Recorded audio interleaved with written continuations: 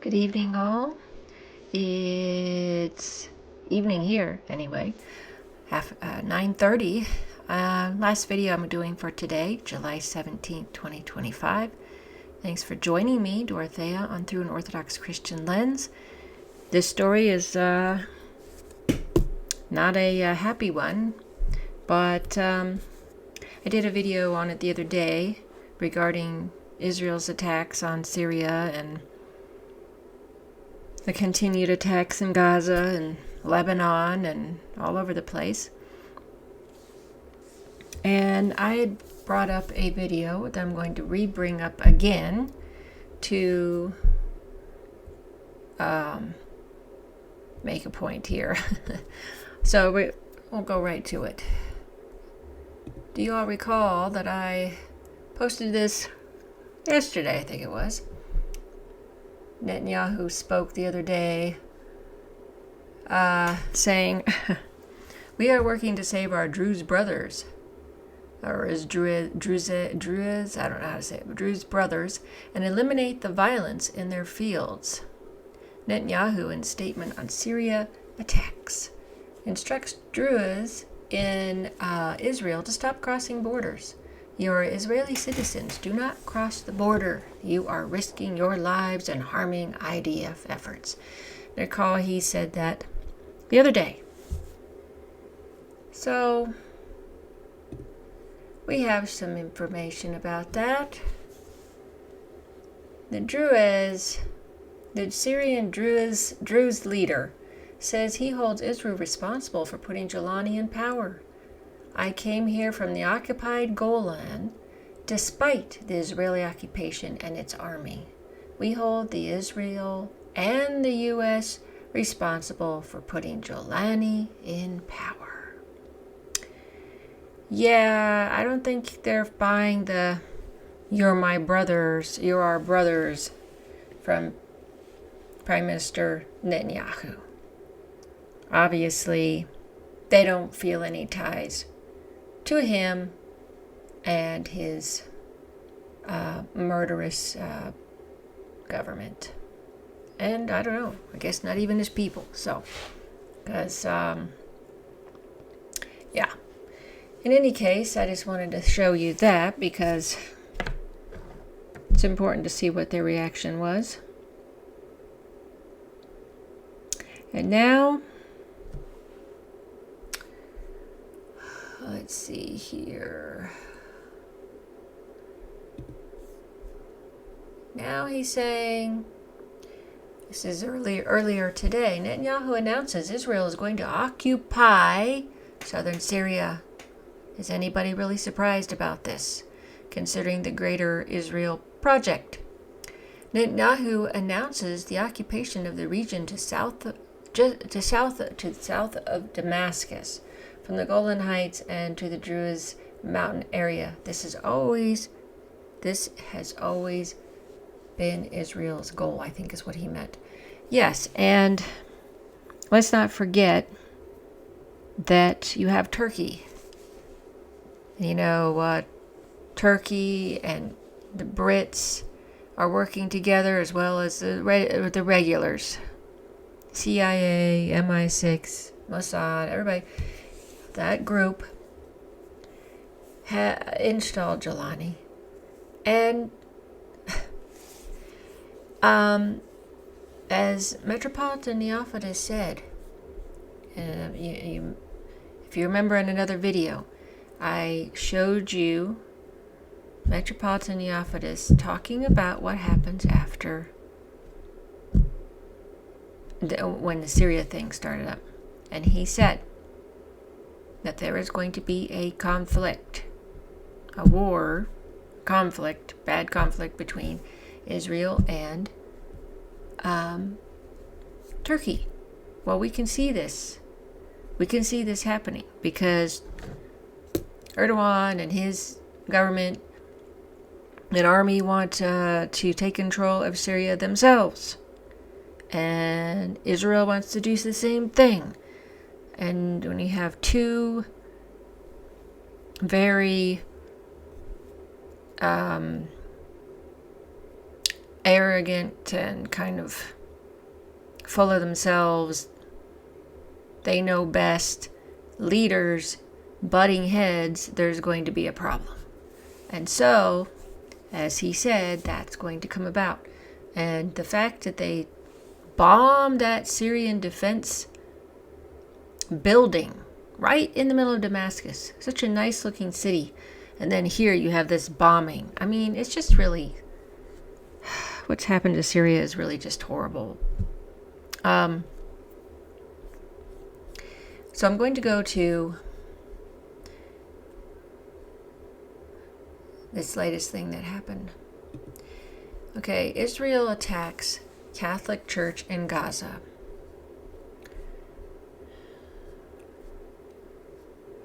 The Israel Defense Forces has shelled the only Catholic church in Gaza, reportedly killing 3 people and injuring several more. Pope Leo the 14th, I'm terrible at Roman numerals, 14th, has said in a telegram to the Holy Family Catholic Parish situated in the Palestinian territory.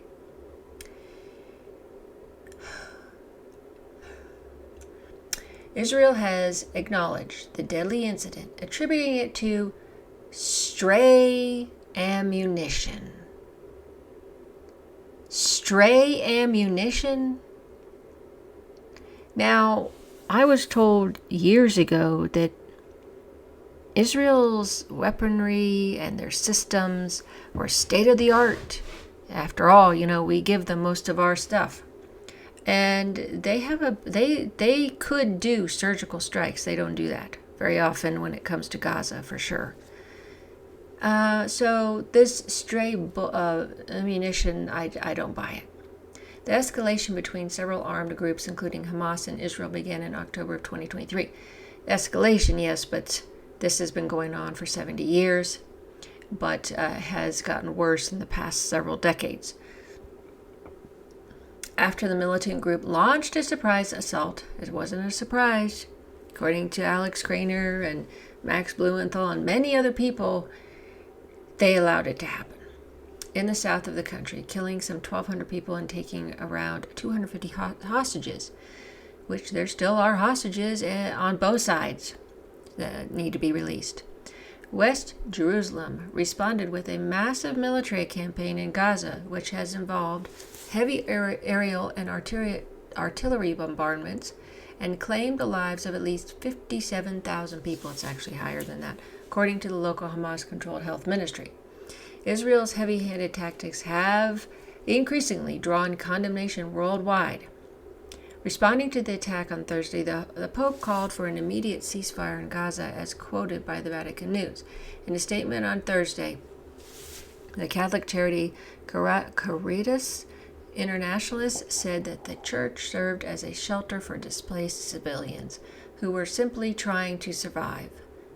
Yep, the organization called for an end to attacks on civilians, especially those seeking refuge in churches, other places of worship, and clearly marked humanitarian services.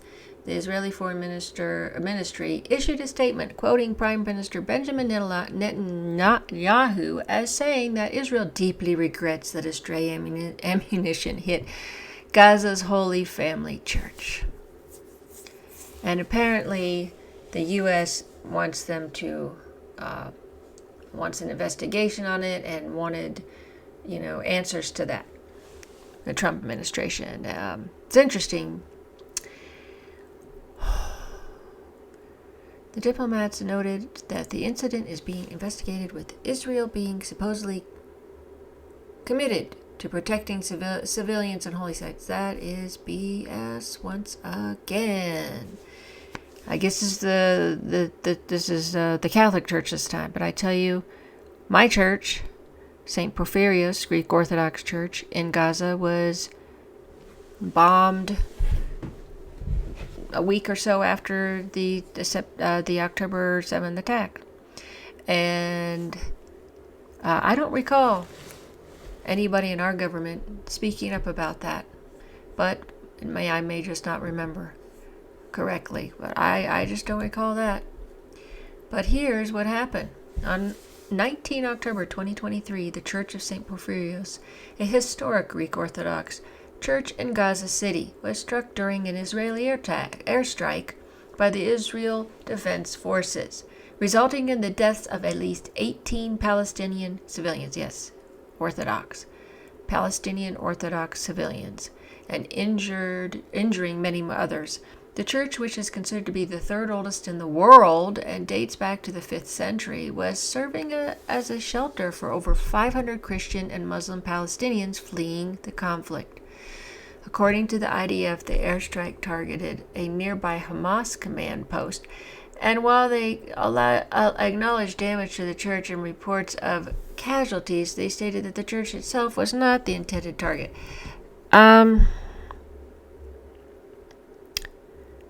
Look, the IDF hits all kinds of things, and they don't really care. They have that belief of, you're going after one person in a building, you blow up the whole building, no matter if there's 50, 100 other people, 20 other people in it. That's the way they work. So I don't buy any of this. They have sophisticated equipment to surgically hit areas that they don't have to take out other parts of buildings or things like that. This is just BS. The Greek Orthodox Patriarchate of Jerusalem condemned the attack, calling it a war crime and accusing the Israeli military of targeting civilian shelters. Yes, Amnesty International also called for an investigation into the incident as a possible war crime. The church sustained significant damage, particularly to its exterior, and an adjoining building collapsed as a result of the strike. Video footage from the scene showed people searching through the rubble and a wounded boy being carried away. Among those killed was Mauron Tarazi, a photographer and archivist. This attack was not the first time the church had been damaged during Israeli military operations, as it had also suffered damage during the 2014 bombing campaign. See this. Now, I did not know that until I read this. So you see how long they've been doing this bombing stuff, and some people actually think that Israel just started bombing Gaza then. Now you see that's not true. In the aftermath of the strike, there were calls for protection of cultural heritage sites and for humanitarian aid to be allowed into Gaza.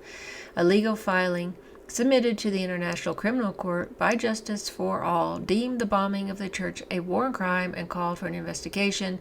The church was struck again on July 29th, 2024. Wow. By an Israeli missile that did not detonate, causing further damage but avoiding complete destruction. So what is that? 3 times. 3 times? 3 times. One of my churches, my church in Gaza, has been hit. And now it's the Catholic Church, because the two older ancient faiths are going to be having their churches there. But yeah, I mean, it's just, it's terrible. It's disgraceful. It's unacceptable. I don't accept it, and it's. I think they're all excuses. You know how I feel about this. It's nothing new. If you've been watching my channel, you know how I feel about this. Praying for those in the Catholic Church, people who've been injured, lost their loved ones. So, this is what I wanted to share. That's not great news, of course. Most news isn't. But we know that it's going to get worse in Syria. They're supposed to, this thing is going to expand, as we know from the prophecies.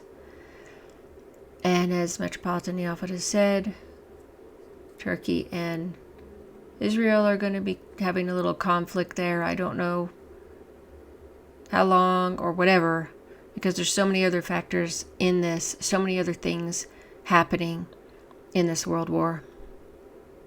I'll have to look over the seven phases by Elder Joseph again, because it's been a while. Anyway, thanks so much for watching, and it's late here, so this'll be it for me tonight. Thanks for watching. Thanks for following my channel, and if you like my videos, please like them. If you would like to share them, that would be great. If you feel like there's something to share, you found something beneficial in my in my videos. And I hope you have a blessed night, and until next time.